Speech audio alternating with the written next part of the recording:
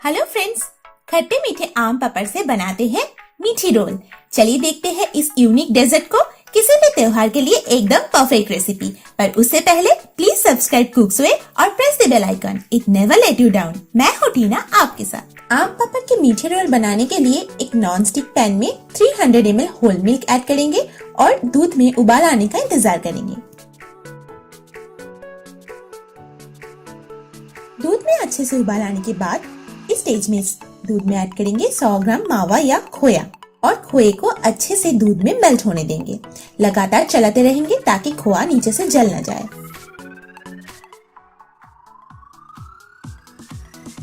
अब देख सकते हैं फ्रेंड्स, खोया या मावा दूध में पूरी तरह से मेल्ट हो गए हैं और दूध की क्वांटिटी भी थोड़े से लो होने लगे हैं।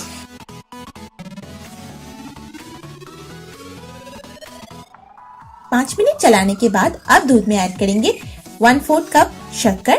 अब अपने मीठा खाने के स्वाद के अनुसार शक्कर कम या ज्यादा कर सकते हैं और लगातार इन्हें फिर से चलाते रहेंगे। शक्कर डालने के बाद इसमें ऐड करेंगे 1 टीस्पून रोज वाटर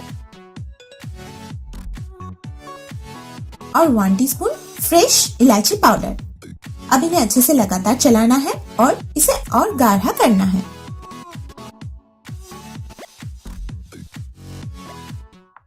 पाँच से 7 मिनट इन्हें चलाने के बाद आप देख सकते हैं दूध काफी थिक होने लगे हैं। इस स्टेज में इसमें ऐड करेंगे कटे हुए ड्राई फ्रूट्स। इसमें है 5 आमंड, 5 कैशू नट्स और 5 पिस्ता। अब इसमें ऐड करेंगे 10 से 12 कटी हुई रेजिन या किशमिश। सारी चीजों को लगातार चलाते रहेंगे जब तक ये एकदम थिक ना हो जाए।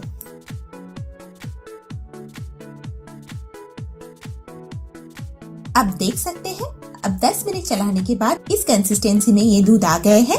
पूरा प्रोसेस करने में 15 मिनट हमें अच्छे से लो मीडियम फ्लेम में इन्हें चलानी है, तो ही इस कंसिस्टेंसी में ये स्टफिंग आ जाएगा।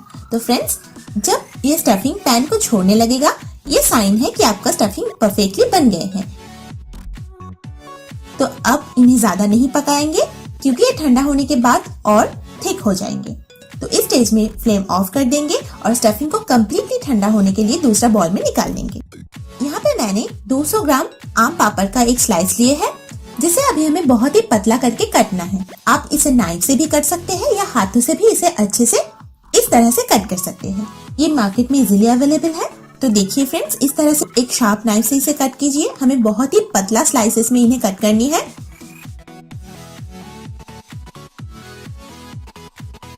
इस टेक्निक फॉलो करके हाथों से भी इसे निकाल सकते हैं।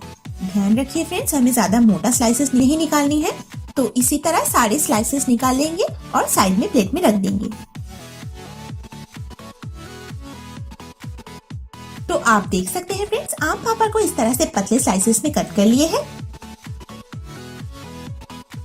अब एक दूसरा प्लेट लेंगे और यहाँ पे एक स्लाइस रखेंगे आम पापड़ का, और यहाँ पे है वो स्टफिंग जो कम्प्लीटली रूम टेम्परेचर में आ गए हैं।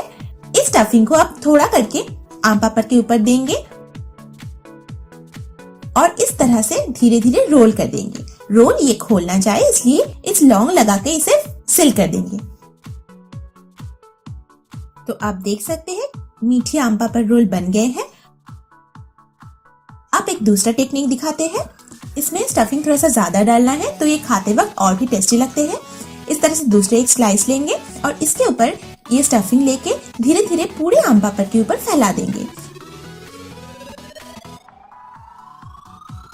और अब इसे धीरे धीरे रोल कर लेंगे। ये थोड़ा मोटा और थोड़ा बड़ा भी दिखेंगे और इसे इस तरह से लौंग से सेम प्रोसेस में, सेम टेक्निक में सील कर देंगे। तो फ्रेंड्स, आप अपने मनपसंद टेक्निक से ये आम पापड़ रोल बनाइए। तो फ्रेंड्स, आपके सामने हाजिर है आम पापड़ के मीठे रोल। आप देख सकते हैं ये एकदम स्टफिंग से भरा हुआ है और आम पापड़ का खट्टा मीठा स्वाद इसे देता है एक अनोखी ट्विस्ट।